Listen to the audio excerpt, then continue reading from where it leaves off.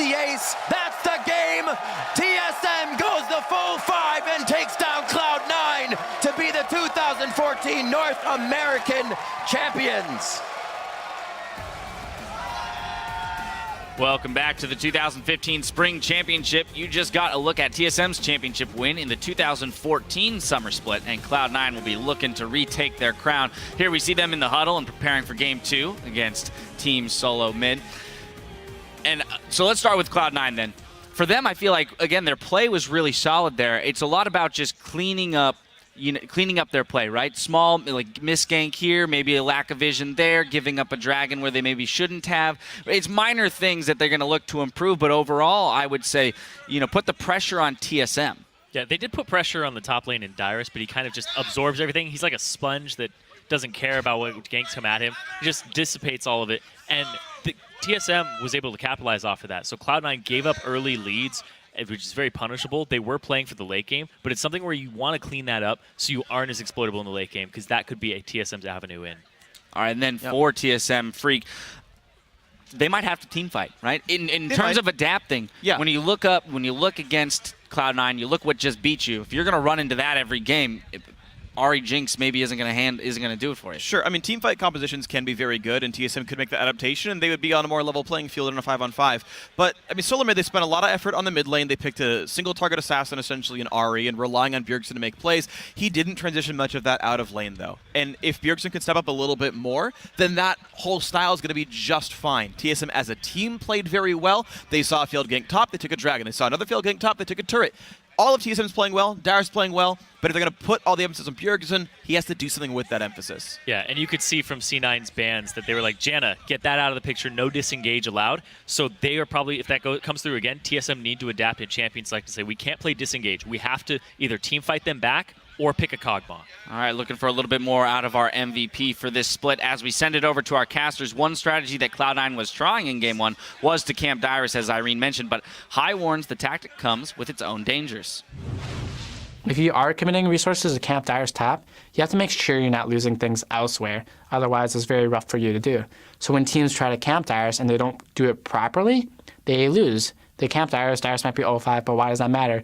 Bjergsen's like 3-0, Turtle's like 4-0. And when their mid laner and AD carrier are that strong, you're going to lose a game regardless how behind their top laner is. All he has to do is either be a meat shield and take some damage or provide some utility. And that's not too hard for a top laner to do. Says the mid laner. It's always easy to talk about somebody else's position.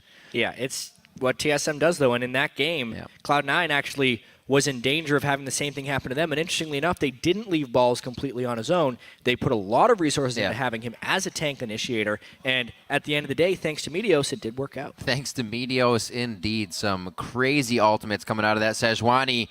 Guys, you should not be yawning just yet. Meteos and Lustboy giving out some good ones there. We are going into Game 2, so they better be ready and raring to go for the long haul here. Thresh to start off being banned. Lustboy, he's not going to get through clean on these pick ban phases. Yeah, so much of TSM's ability to start fights off of vision control advantages comes from Lustboy's Thresh.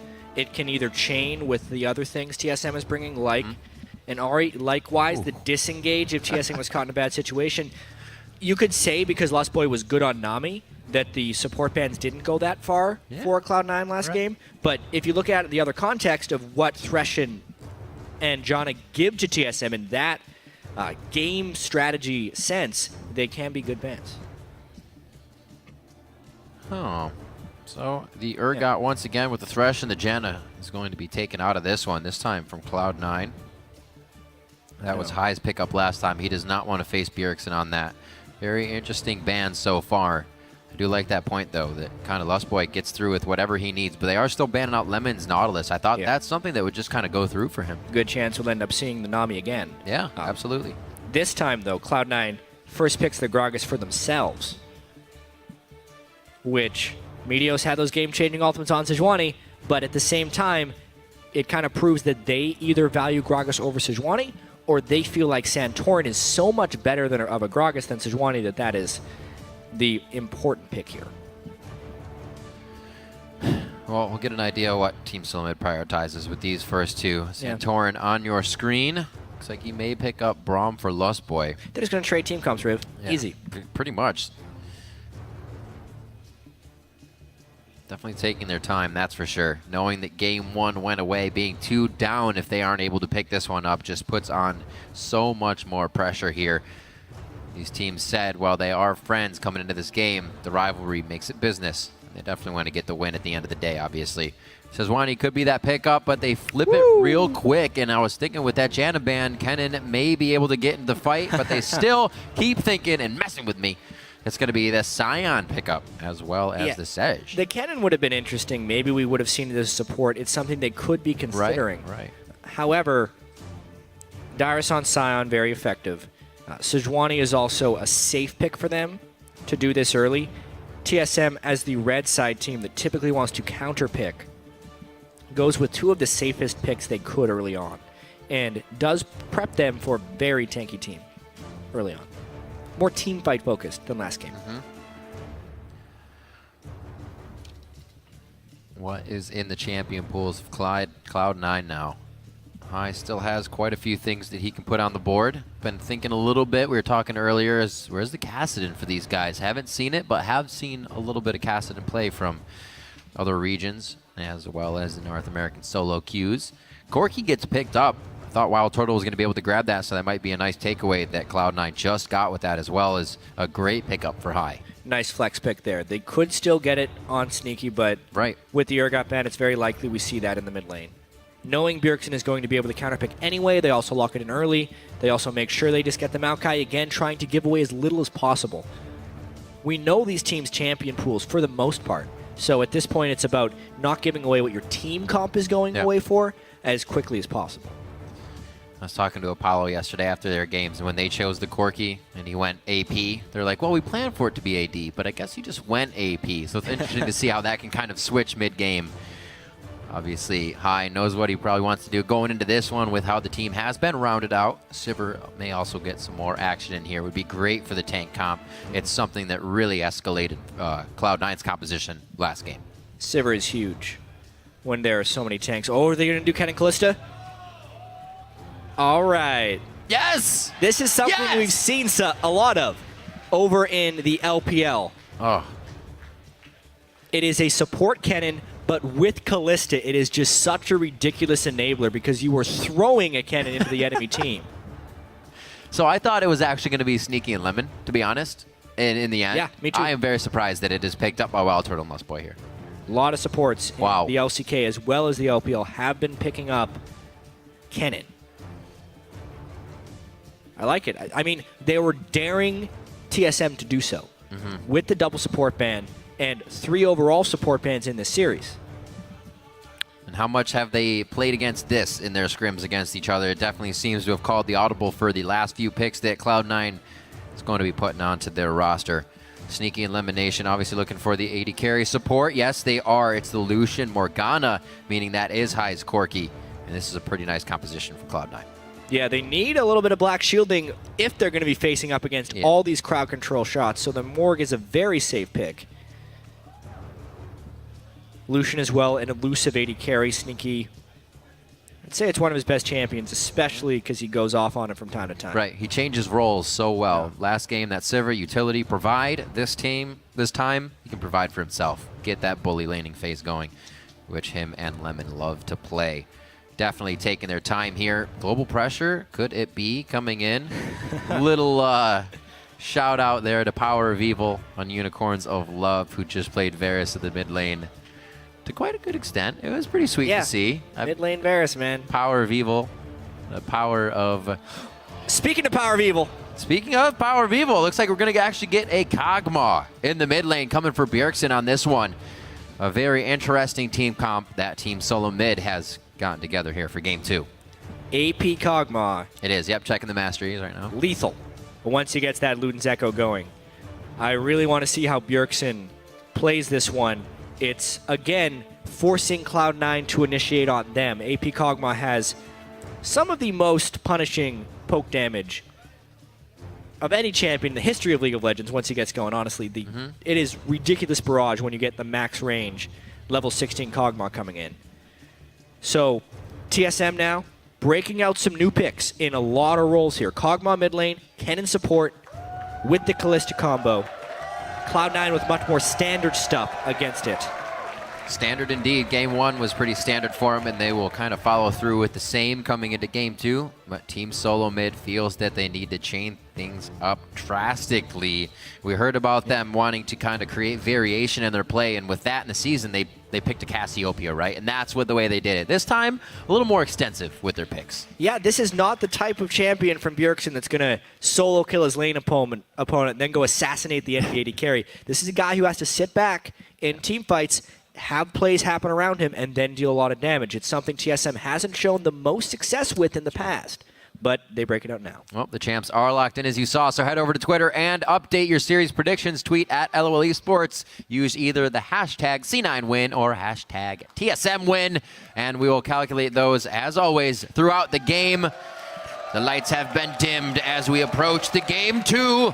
And it is going to be a grand one. Already Cloud9 up 1 game, putting the pressure on a Team Solomid as we enter into the finals. Best of 5, it's Game 2. C9 is putting on the pressure. TSM does respond to pressure quite well, though. Last year in the Summer Split Finals, Cloud9 took the first game. TSM still took the series. Even against Team Impulse last week, TSM lost the first game and then won the next 3. It's actually almost becoming expected for TSM to lose the first game of a series and then win the next 3. Yep. Very important momentum type game here. So what you're saying is all according to plan. All according to plan. It's a terrible plan to lose the first game, in my opinion. But it's obviously not that simple. TPA did it. Yeah. They got Worlds. We'll see if these guys can take that road this year. Right now, they have this stepping stone to go over and fighting once again for the title of the North American champion. Right now, TSM holds that through last split, as you heard Hai saying he really wants to take it away. He thinks they have what it takes to be able to bring that statue home, the trophy rather, and put it on their shelf. Not only is it about the rivalry between Cloud9 and TSM, but it's about the MSI spot as well. These teams That's so true. have heavy aspirations for Worlds since they make it to Worlds pretty much every year. Yep. And getting that little mini Worlds expectations as they're dodging. Oh, come on, guys. Ooh. Mini Worlds, 20 extra championship points. Got him. See what Lustboy can do here. Now this is becoming the new thing. The support walk. It's just kind of you get buddy with the jungler. And he denied him level 2. Serious. Oh my god, LemonNation. What a monster on Morg right here. Santorin. If LemonNation was a real place, I'd move there. I'll tell you that right now. Unreal right there. Lustboy on the other side, unsuccessful in his harass because Cloud9 started directly on their red buff. Now they're going to take Santorin's red buff because they know he doesn't have Smite and they know he's not level 2. Well, that is some slick and clever play. This is going to be difficult. Already Team Solomid is kind of trying something new here, and they're putting on the back burner by Cloud9, and just more and more is going to be taken from this. We'll see how long it takes Santorin to make an effect in this game. He was the one to flash in and kill high with Bjergsen to start. I don't think we'll be seeing that this game, at least not anytime soon. I really love what Cloud9's been doing as the lane swap meta continues to evolve. It's gone through so many iterations at this point. There was, way back in the day, the everyone hits level 2, turret dive, 3-man or 4 dive, almost every single game. Right. Then eventually, people progressed to double jungling. And because they were getting denied so heavily when the turrets became too difficult to dive. And it was all about denying the top laner farm. What Cloud9 has been doing with LemonNation's roam is denying the jungler farm in the lane swaps. Because since they know they're giving one lane up, they take the other lane's pressure vacuum that basically doesn't exist right there, and they use that support roam to go and harass the enemy jungler. And Santorin, to his credit, did manage to finish his jungle without aid, but he got a lot stolen away from him, and it was a really cool play by LemonNation. You know, the next thing that you see that came out of this is that people are following LemonNation in his tracks with that. Now the supports are roaming into the jungle. A little bit of a to-do that he has kind of sprouted there to really get into the jungler's head. Seems like everybody's taken to it. the bottom lane is getting quite pushed here. Too much of a freeze as they get as much damage down onto the turret as they can. Top lane, however, is trying to be held off from Dyrus at his lane. As we see Bjergsen just get back. A little down in CS, but he should be able to clean that up as he comes in. It was all about getting his tier as quickly as possible. Right. Bjergsen had enough money for the tier of the goddess, shopped right away. Hi. He wants to shove that lane as fast as possible. Time to Valk over top of it. Yep. He had to squeeze through just to get that extra damage on the W back in the lane. So now Bjergsen nicely gets there for the siege wave, back to the right time, and like you said, with that gold for his tier, begins to stack it up. Be ever so nicely without that W costing anything these days. So he will catch up. High looks to come back to lane, trying to build out the phage, but goes for a little bit of vision as well, as he doesn't have all the money he needs. That vote getting much closer after game one has swayed a few minds. Cloud9 fans coming out of the woodwork That's now right. after they win that first game. Hey, we're gamers. We sleep late. We're still waking up. Yeah, and the early jungle denial, we'll see how much that sets back Santorin. He has been farming pretty well, though. Meteos has stayed out so long with the double jungle from balls. He's got to In deliver fact, presence. Despite everything that Cloud9 did, Dyrus and Santorin both have level advantages on Meteos and balls. So scratch all that advantage stuff that I was talking about. Experience-wise, TSM is actually up in those categories. Surprising. Right, they were still doubling. He was going through solo somehow still. Yeah. Had he I gotten feel any like- more pressure, that would have been pretty bad. I feel like Meteos double jungled so much with the Maokai, and Dyrus was able to soak experience in the top lane, but the main credit actually goes to Santorin for knowing how to jungle without early level 2, without having his own side of buffs. Used his smite very efficiently on the Gromp, was able to farm while Dyrus was soaking experience, and it ends up being a slight win for TSM experience-wise. There you go. That's some practice for yourself. Get through the jungle without smiting. Just go. Yeah. Also take damage and have your grab stolen. Have Or the Krug. other Krug stolen. Don't hit level 2. Get hit by 2 Morg bindings. Now you're simulating what it's like to jungle against LemonNation. There you go. Hard mode scenario. Yep. Talking about the first game being quite typical. Most of the fans saw that play out. It is going to be a close series. Liquid very happy they're placing third this split. Now watching Cloud9 and Team Solomid fight for number 1. There it is. He has pleased the fans. High farming in the mid lane. So back Gotta and get forth. those CS. They're keeping this one safe. Like you said, Bjergsen is going to keep himself in a position where he can't be easily ganked. Kog'Maw doesn't have too many escapes other than that summoner spell, but he's running Ghost Flash to make sure he can dodge skill shots and pretty much anything in the fight. Extra mobility, summoner spells. Yeah. Honestly, Kog'Maw just wants to survive the early laning phase until he gets his ultimate, which Bjergsen has done. It changes the early game strategy for TSM, though. It's no longer a guide to gank for. Which is interesting that Cloud9 still puts so much pressure on Santorin to prevent early game ganks, when the early game ganks actually aren't that threatening in this particular game. Instead, they're farming up. Meteos still hasn't ganked, despite being the superior early game ganker to the Sejuani. Right. And Cloud9 needs to make an impact of some kind. Smart of him to come down here for this wave, though, because there's a significant risk of a dive if he did not. Also not knowing if Santorin has catapulted himself to 6 just yet. He did see that they were higher level as they entered C9's jungle earlier. Ball is cleaning up the CS, does get the siege. He actually cleans up that wave nicely, but a lot of focus here from Team Solomid is going to be warded out. Yeah, and Very safe play here for C9. Cloud9 doesn't have another lane pushing yet. Now that TSM has 4 people down here, the wave clear, though, of Gragas Maokai is substantial. Really good map placement of himself by Meteos there. Oh, The Kog'Maw ultis could come in if Bjergsen wanted to support this, He's but got- he's just stuck farming. Lustboy has that passive shuriken up. Definitely could have caught the stun. Just on the outside, High gets himself to safety, saving his summoner spells, and we'll get back to mid lane as well. So TSM is definitely trying to use this composition right away here, even though they were kind of kicked in the early game. Santorin doing a beautiful job to keep them from falling too far behind. Just about 700 gold in the lead for C9 here. Sheen fixed up. Actually, before High has finished his phage, he wants to be able to trade a bit of damage back if he does get in range of Bjergsen, it seems. BF swords for the AD carries here as this lane start to pan out. Interesting. Meteos has enough gold from all the double jungling. He wasn't soaking experience, but he was soaking gold, as well as helping balls catch that big wave. He gets a pretty early Cinderhulk on Gragas. I've actually seen him play the same way in Italy, right? He'll just farm his face off, and then he comes out of nowhere, and you're like, where did this guy come from that I haven't seen all game? Where did all this power come from? That's the real Nice. question. Nice twisted And here's advance. Meteos' gank. Oh no! Dyrus missed his flash. Dyrus flashed right into it, and he gets body slammed. They're going to get a little bit of that from Meteos and balls coming up first blood. Very poor avoidance of that gank there by Dyrus, burning his flash and still getting hit by the very wide Gragas that he needed to respect more heavily. Ooh, that's the E used as well. Lustboy doesn't have an escape unless he tries to flash out of this. Turtle repairing a bit of that error there. LemonNation, great brush control.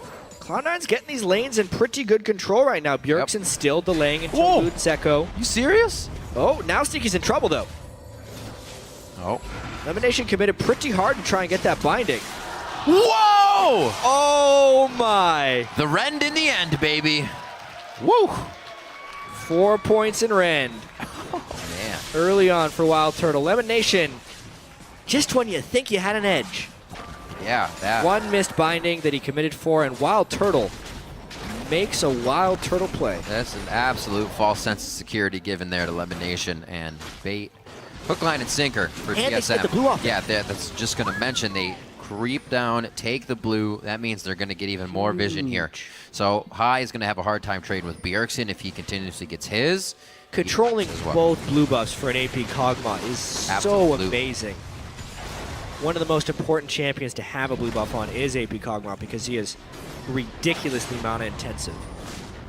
I mean, Cloud9 was winning these laning phases, and it was looking like they had a chance of snowballing the mid game away. Yeah.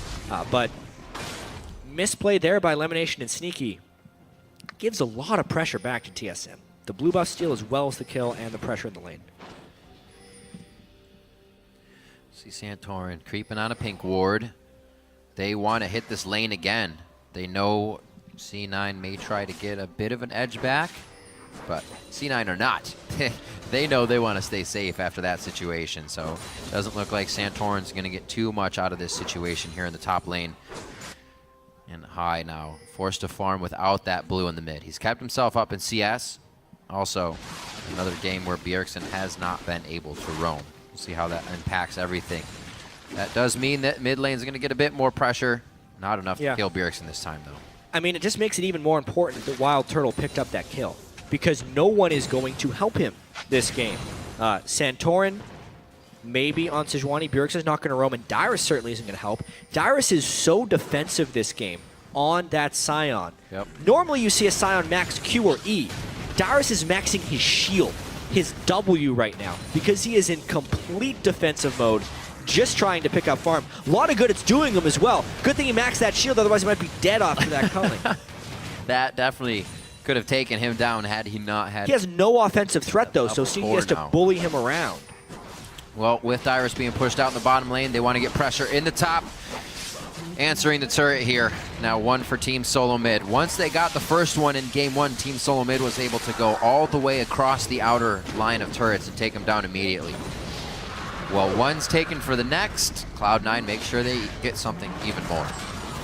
Yeah, well, No! Whoa! Hey!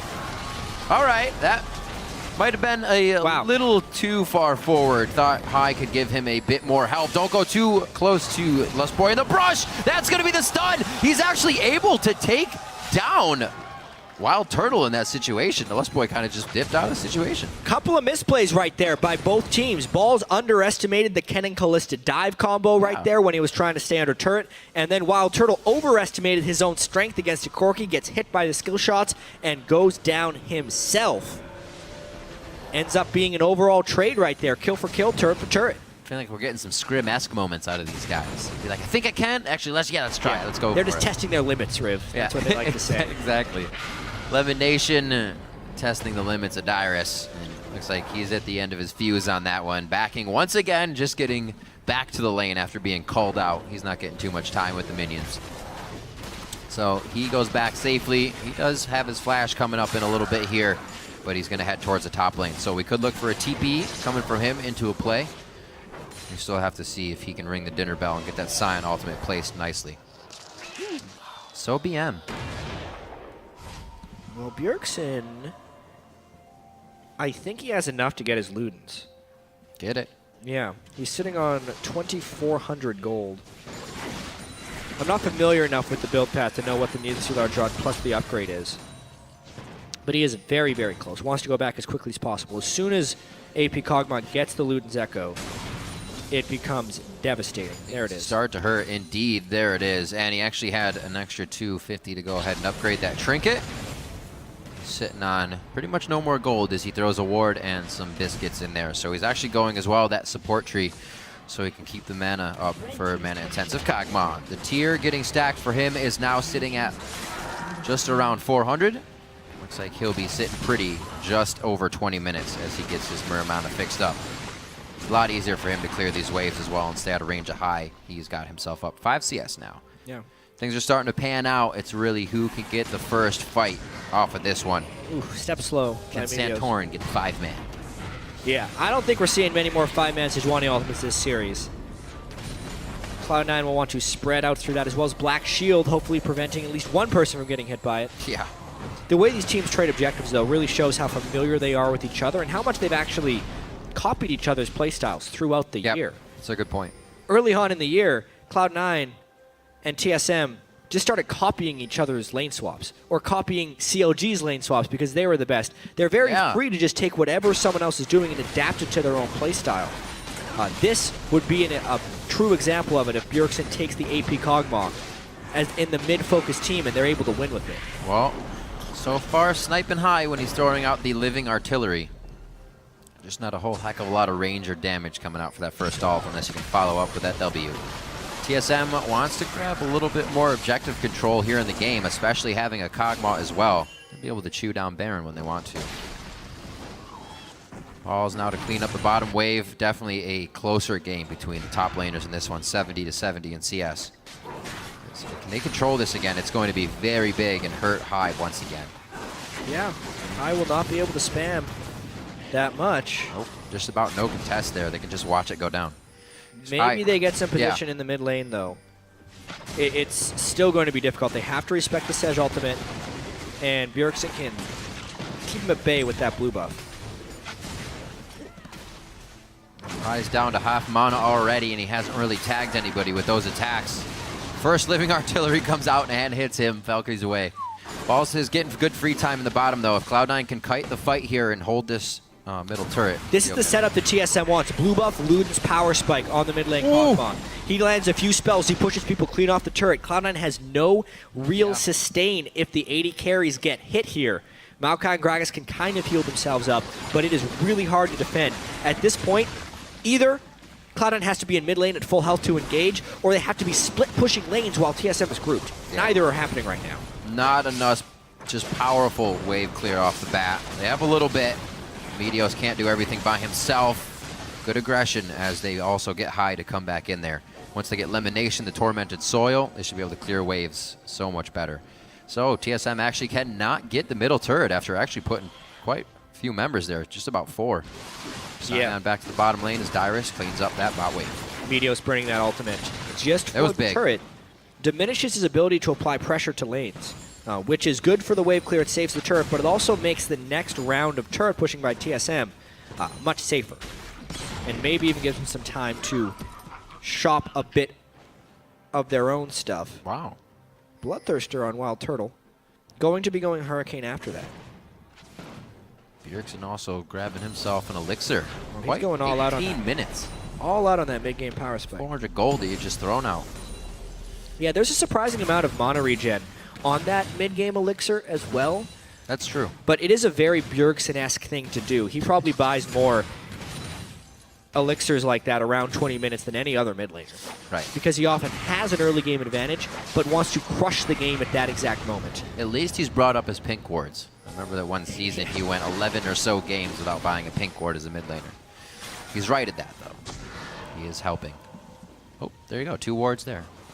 Even so, High still purchases substantially more wards each game. That's true. Many times, most mid laners would go back, buy a ward. If High has 225 gold and he's in base, he's buying 3. And he'll place them eventually. Definitely make sure he gets a sweeper early, really providing assistance to any of the snowballs. Now, a little bit of love around the Dragon Pit as it is alive. This fight could be big enough for Baron in 30 seconds as well, so a lot can hinge on this fight. Mid turrets do need to be taken down, however, if TSM wins this one. It's really dangerous for Cloud9 to initiate, especially against Kennen Kalista. Yeah. Either the Kennen can just stay true and zone them out, or get thrown into the squishies once Cloud9 dives through. It's basically Corki poke versus AP Kog'Maw poke. And typically the AP Kog'Maw poke will win this one. TSM definitely trying to abuse this Luden's Echo right now. Yep. Going to be tricky. See your beard glowing with the sorcery now. A little bit of that extra damage over the wall could be Meteos, but the team is not following. They're pressuring middle, trying to go to the beat of their own drum. Could be a good trade. They already have 1 dragon, so they're just giving up the equal. Looks like they may still try to engage the fight, knowing that Dyrus is out of position. That's going to be balls going straight in. Lustboy doesn't really get too good of an ultimate on that one. He pulls back in the fight, but they're able to drop balls, knowing the Lustboy didn't need to go too deep. Dyrus from downtown just crushes LemonNation. They follow up with Bjergsen to secure the kill, and they may even be able to get more with this turret prepped. They are actually going to call that one off. They come up with 2 kills nicely. Lemon flashes backwards to the charging Sion. That does not help you. He even threw a Dark Binding at it. It looked like LemonNation literally panicked and just pressed all his buttons at that point. But the team fight itself in the favor of TSM. Cloud9 traded the objective. The gold comes back for TSM.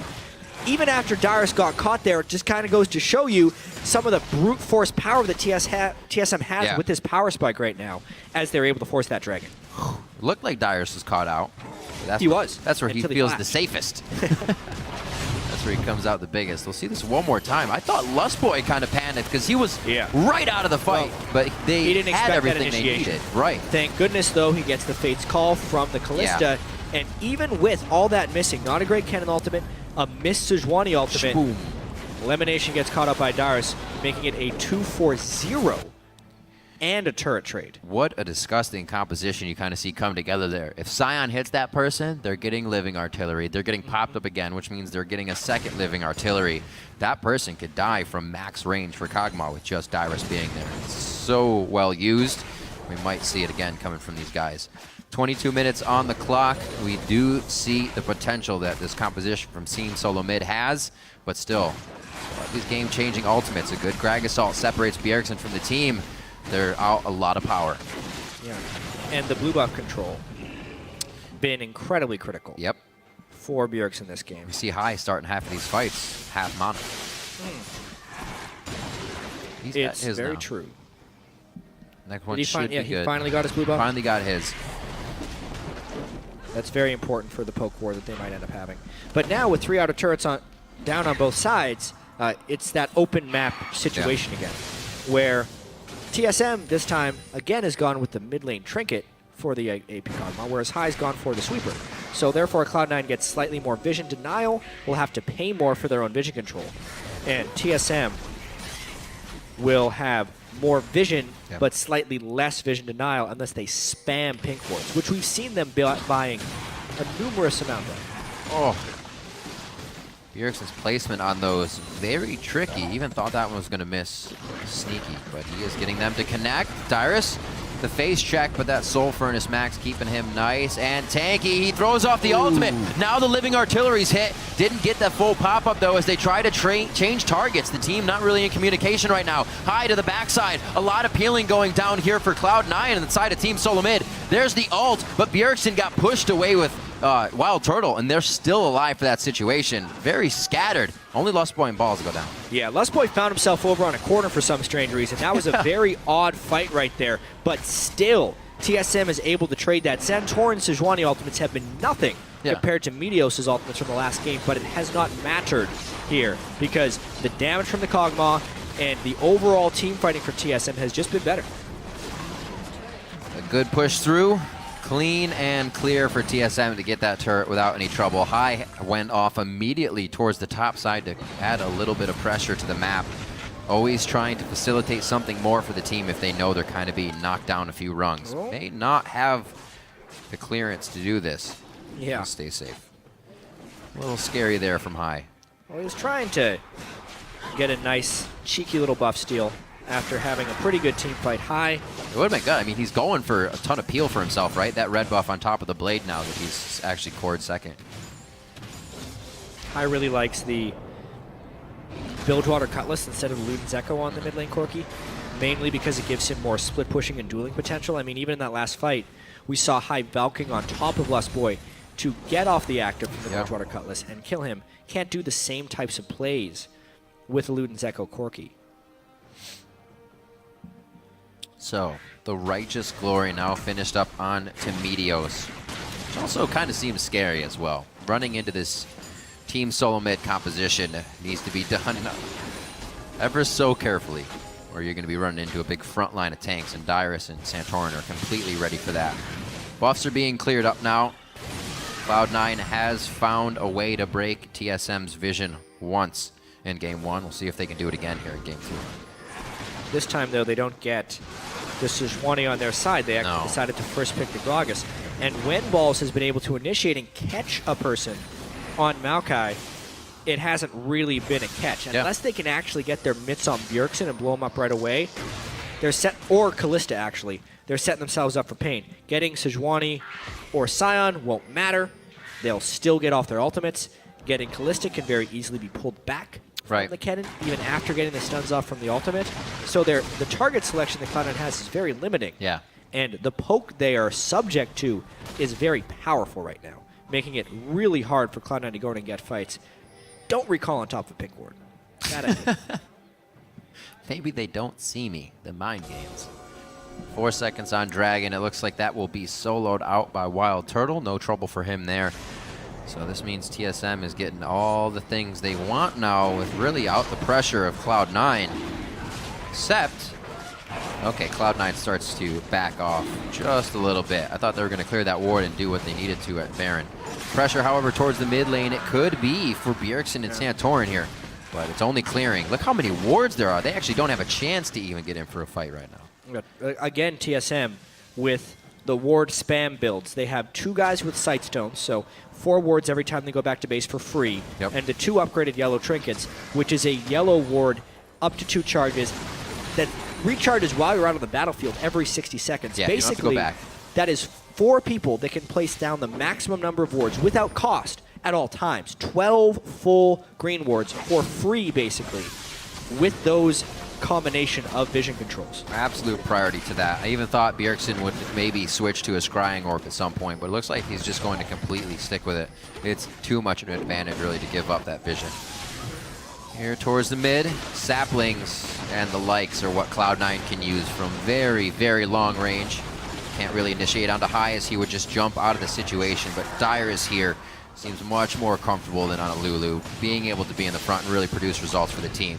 Plays with confidence. And Cloud9 is really hoping that TSM makes an overreach right here, because TSM has the strong team fight right now. If Bjergsen is in a safe place, they're generally safe. They're going for blue buff. Cloud9, they don't want to go for blue buff. Now fighting without that. They actually tried to take this, hoping they would have the upper hand as they were focused on that blue, but it was quickly taken down, and they can retunnel right back onto Cloud9. Yeah. C9 they're scratching at TSM right now, and they're not getting much out of it. Really light scratches onto that max shield Sion. Maybe they try and use that pressure to go push up the mid lane. Cloud9 trying to play the rotational game. They're getting some damage on the mid turret. Sneaky with good focus.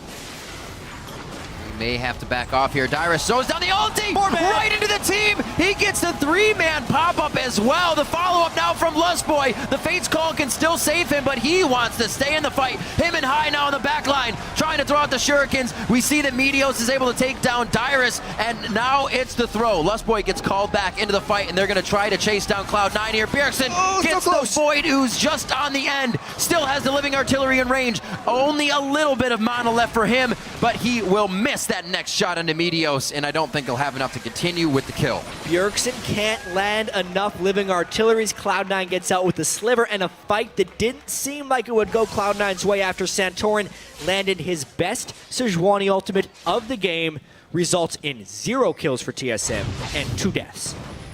One more time. Dyrus is nailing Beautiful. these. I think it was 4. Yeah, a 4-man stun as High got stunned while Valking away. Right. Into a max charge Q from Dyrus.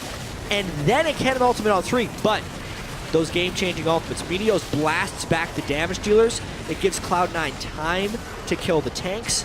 They kill both of them while they're gone because they have double AD carries that were not bursted out entirely. Bjergsen could not land the long-range living artilleries.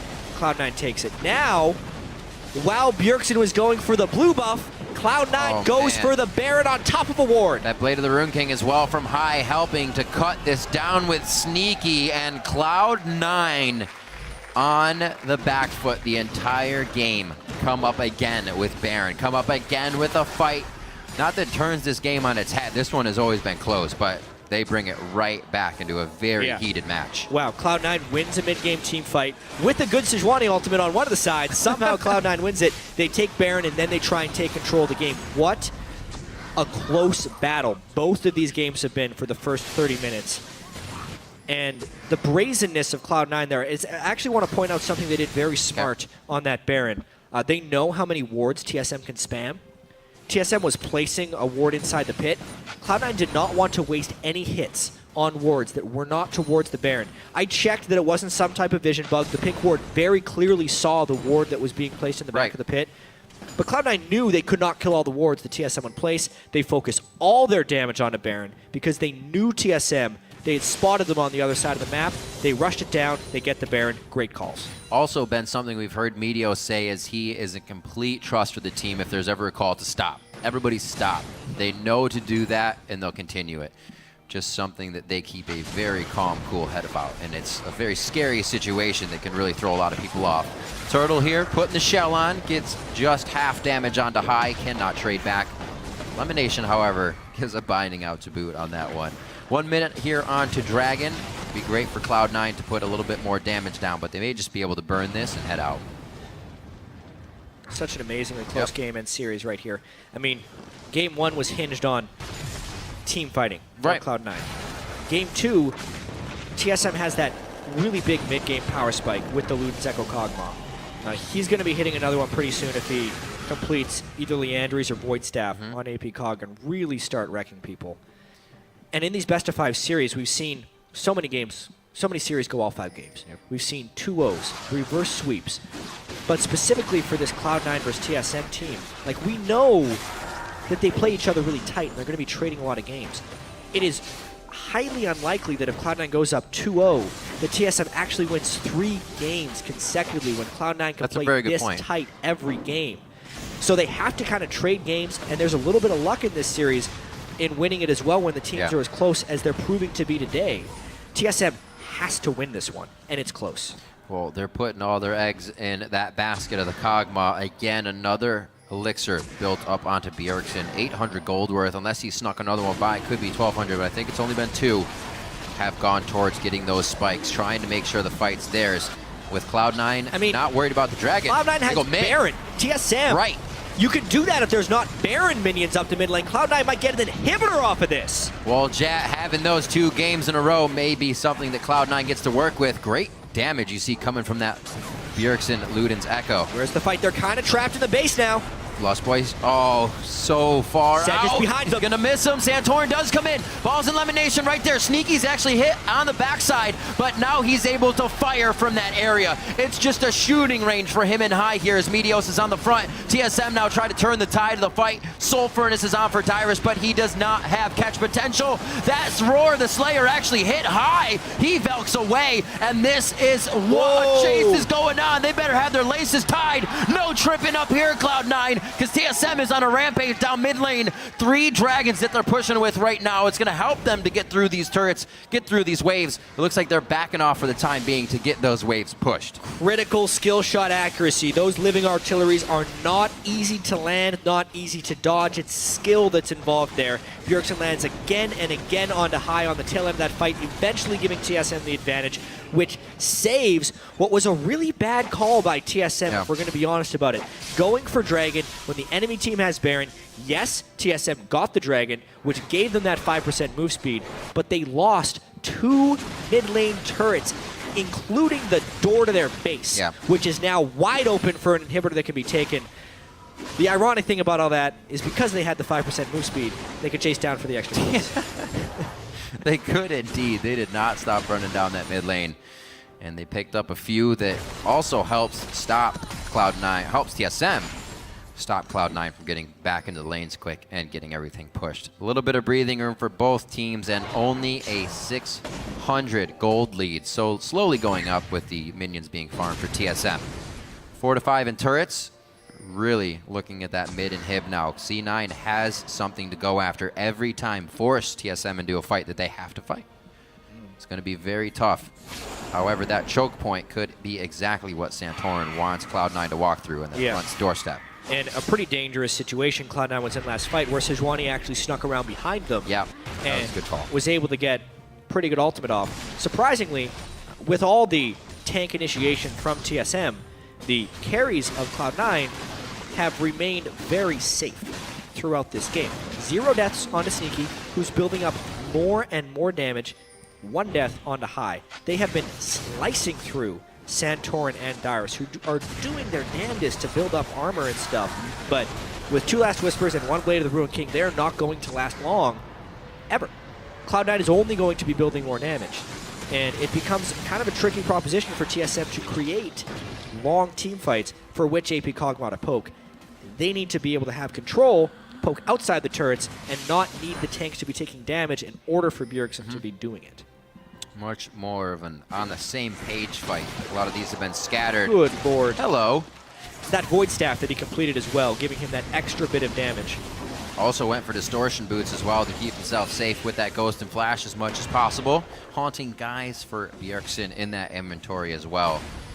He is leading the charge without fear here down the mid lane. Doesn't even have to worry about much. They have a free escape to the top side, so TSM already knows their exit here, and they're playing this one with confidence. That's exactly what TSM needed to do. Bjergsen landed the poke that wasn't in a team fight, and now they're setting up a push. They push down mid, forces a Cloud9 defense. Therefore, they can take the top turret. That Kog'Maw. Game starts to get hard when you can't actually see the people attacking you. And now TSM is going to start forcing their own inhib. Ultimate is up for Meteos. Won't be a explosive cask off the turret. They have the minion wave just for now. Looks like they actually won't go for too much. Baron is in 1 second, chat. Yeah, and this game could slingshot back and forth in a couple of ways. The Baron being a big one of them, but the closer Cloud9 gets to their base, the easier it is for them to recover from Kog'Maw poke. So it's actually harder to push down turrets the closer TSM gets in the turret siege. This is a very bold force. I do not like that initiation from Dyrus. Here comes the TP. Still had to flash it. Ken Ball's getting to range. He actually gets out of the way of Dyrus's decimating smash. They play it safe on this one, so that is a TP down, however. On the side of Cloud9, a flash down as well for High. As we look at the other summoners, all is right as rain for TSM. Yeah, smart by TSM to not commit to a fight just because the Sion had used his ultimate. Cloud9 was holding their main cooldowns as well, didn't commit either. This is the vision game right now. Sentinels, pink wards, and there they are. That's the tank. He's supposed to live the longest. Balls still throws himself into the fray. 48 seconds on these death timers right now. Both teams are losing a lot of health. It's Santorin that goes, however, for High, a priority target, and Bjergsen's able to help take him down before Santorin can get there. C9 is now running for the hills and actually running the wrong way towards TSM base. They're going to be getting hit by a lot of poke. Where are they going? Soul Furnace does not take down LemonNation. He may be able to push it. No, he tries to get a hit on the minion, but it died already. It doesn't actually go anywhere. A nice living artillery takes down LemonNation. Sneaky is dip, dodge, and dive in for his life. Takes a turret shot, and it's only a matter of time before he eventually goes down to the Voidoos of Bjergsen.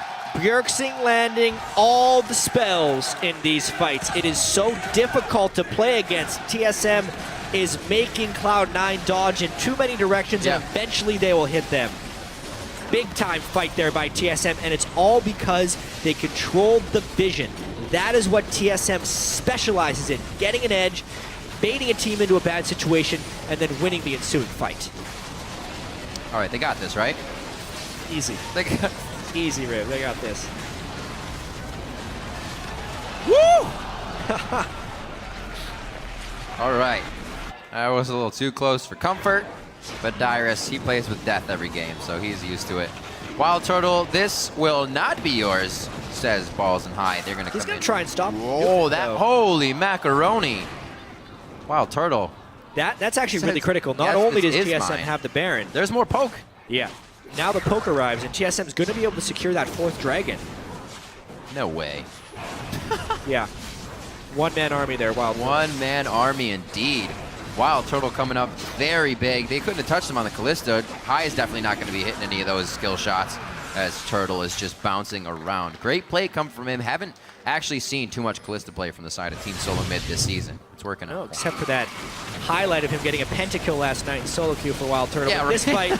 this fight itself, great Sejuani ultimate, for one. But mainly the positioning by Bjergsen is the critical thing right there. Yes, they could close on a Wildturtle, but unless they can close on a Bjergsen, they are never truly safe. Because High had gone down, there's not enough sustained damage to take out the tanks, which gives Bjergsen time to go to work. 7-0-3. See, he's been doing some good work this game. Man, I want to see the damage dealt to enemy champions after this game because Bjergsen has been crushing it. Really is. Poke champions almost always have higher damage dealt to champions, by the way, because they get access to so many more damaging opportunities. But this one's going to be off the charts. Santorin, a little HP to take that damage. Cloud9 is in a very weird formation for this right now, but High can Valk over the wall and get himself to safety. However, this turret doesn't get too much protection out of this kind of half-moon strategy they have going on. I mean, Cloud9's in a really tough spot. Yeah. Right here. I think it's at least one inhibitor down. They're going to try and hold the second one. Sneaky got hit by a bit too much poke before that fight. Well, for having a poke comp, they are lining themselves up parallel to TSM for those shots. They just cannot get them to count. That was just a cue. There's a lot of damage to actually follow from the abilities that are made to do the damage. 2 Blade of the Rune Kings now finished up as Sneaky and High are trying to get themselves a bit of heal and a bit of safety, as well as somehow to cut through Santorin and Dyrus at this point. TSM, another push towards the bottom lane with a huge wave crashing in towards the top. Yeah, they should be in the Kennen base. minions already. I mean, Cloud9 would have to initiate. They're going to try, but this is desperation. Wildturtle's on the back. Lustboy decides to stay on the outer ring. Love how he's using the ultimate on that one. Fate's Call throws him right into balls, and that's going to cut down the tree. A double kill for Wildturtle there. The composition of Team Solomid this game just being used so well to get the poke damage, initiate, and make Cloud9 start fights with a disadvantage. Yep, Bjergsen, unreal Kog'Maw damage right now. Trying to kill people on the fountain with this poke. Whoa! Good God. You are not safe on that fountain. You better be asking for your Guardian Angel at this point. That's 1, that's 2. That turret is actually not a kill for Wildturtle. It's only 2 kills there, but the Nexus goes down, and Team Solomid tie up the series 1-1 against Cloud9. Some significant style points coming through at the end for the clean ace on Cloud9 as well, showing, well, yeah, we didn't even have to use Sejuani ult to get into your base. But this is what we expected from Cloud9 TSM. Close, hard-fought games. Both games 1 and 2, incredibly close early games. They turn at some point in the mid-game, and then the teams are good enough to hold those advantages. You know, Cloud9 fought back at the